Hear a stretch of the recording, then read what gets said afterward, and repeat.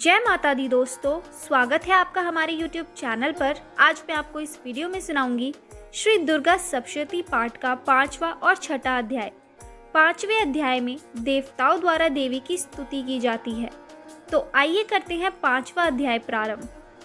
महर्षि मेधा ने कहा, पूर्व काल में शुंभ निशुंभ नामक असुरों ने अपने बल के मद से इंद्र का त्रिलोकी का राज्य और यज्ञों के भाग छीन लिए, और वह दोनों इसी प्रकार सूर्य, चंद्रमा, धर्मराज और वरुण के अधिकार भी छीनकर स्वयं ही उनका उपयोग करने लगे।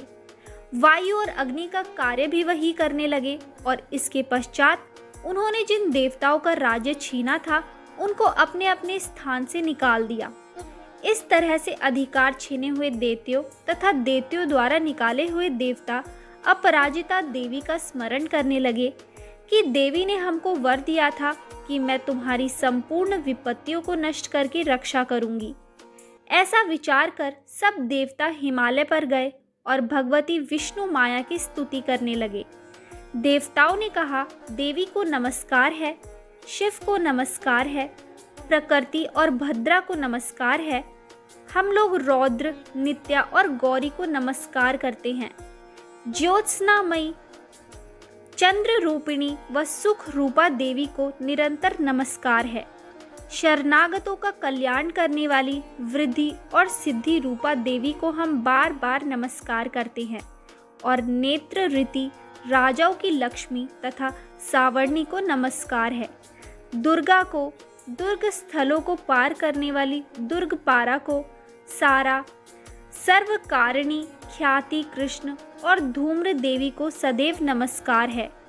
अत्यंत सौम्य तथा अत्यंत रौद्र रूपा को हम नमस्कार करते हैं, उन्हें हमारा बारंबार प्रणाम है।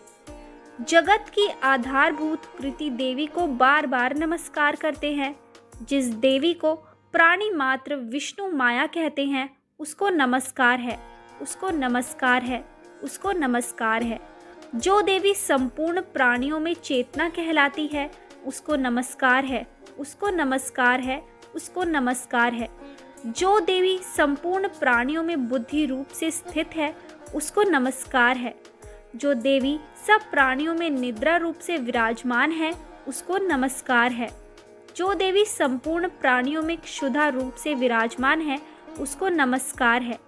जो देवी संपूर्ण प्राणियों में छाया रूप से स्थित है उसको नमस्कार है।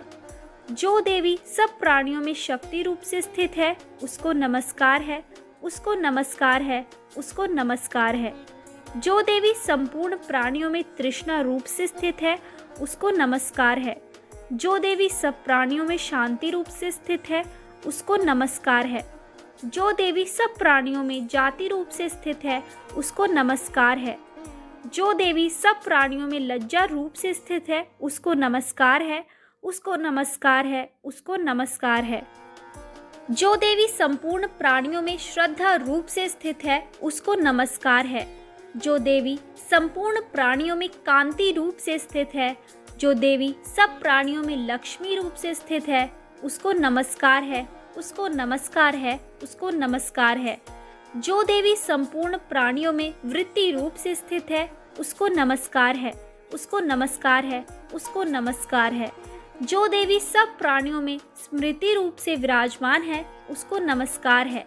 जो देवी सब प्राणियों में दया रूप से स्थित है उसको नमस्कार है, उसको नमस्कार है, उसको नमस्कार है।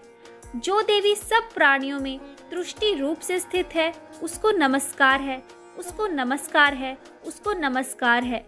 जो देवी संपूर्ण प्राणियों में मातृ रूप से स्थित है उसको नमस्कार है। जो देवी संपूर्ण प्राणियों में भ्रांति रूप से स्थित है उसको नमस्कार है।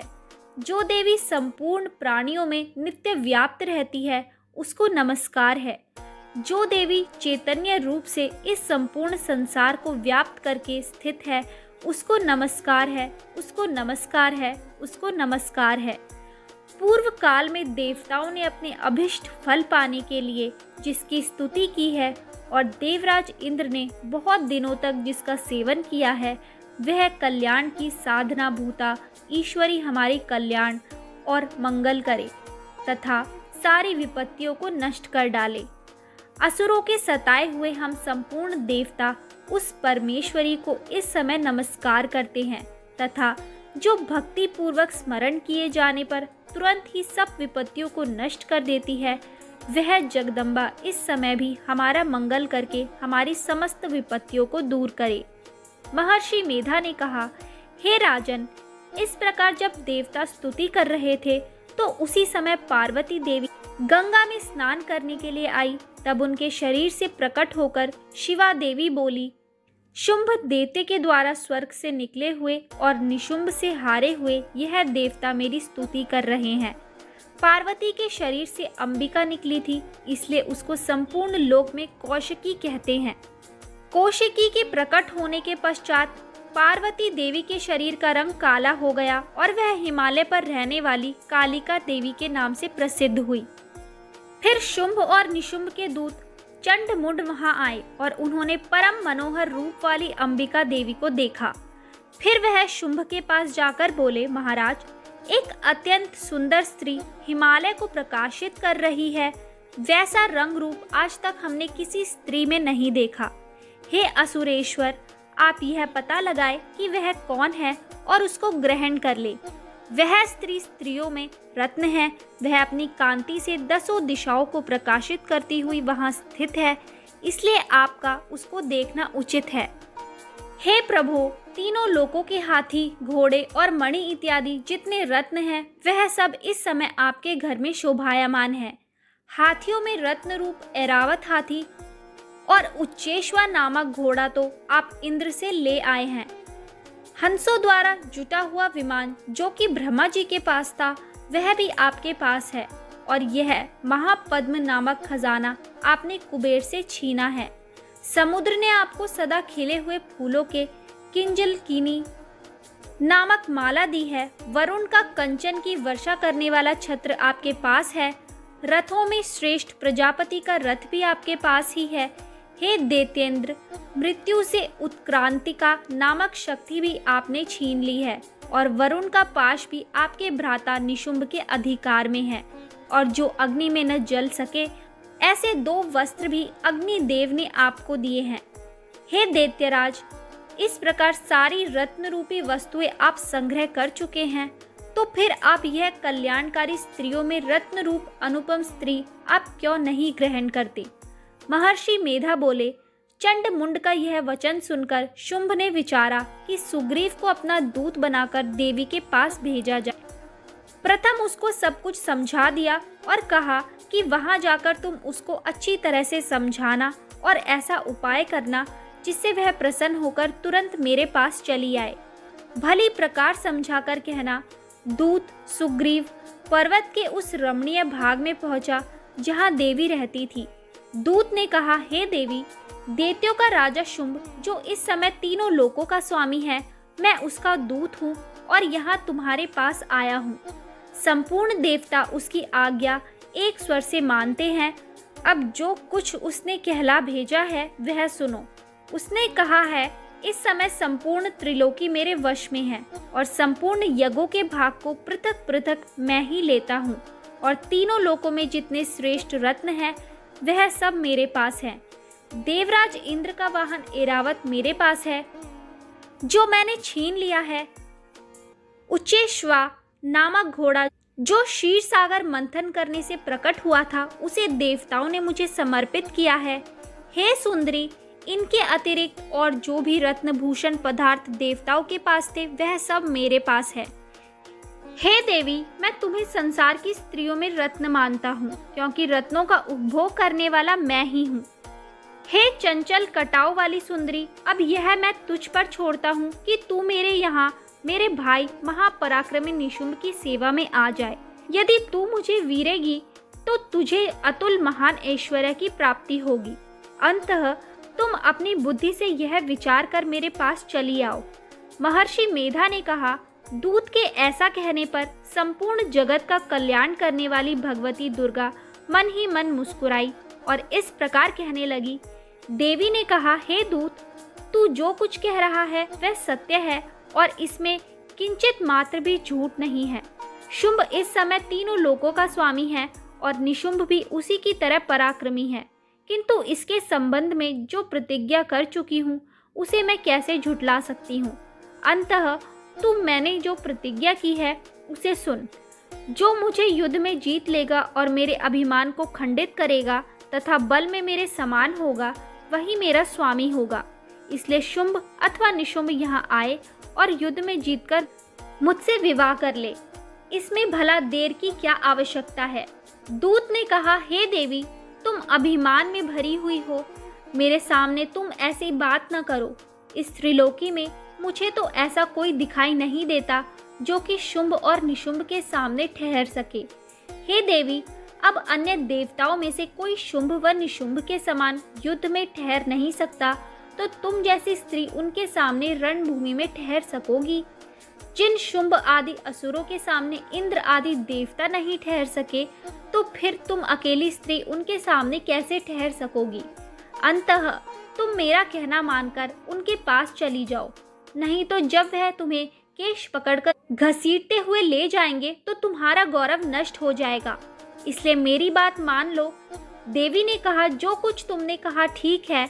शुंभ और निशुंभ बड़े बलवान हैं, लेकिन मैं क्या कर सकती हूँ, क्योंकि मैं बिना विचारे प्रतिज्ञा कर चुकी हूँ। इसलिए तुम जाओ और मैंने जो कुछ भी कहा है वह सब आदर पूर्वक असुरेंद्र से कह दो। इसके पश्चात जो वह उचित समझे वह करे।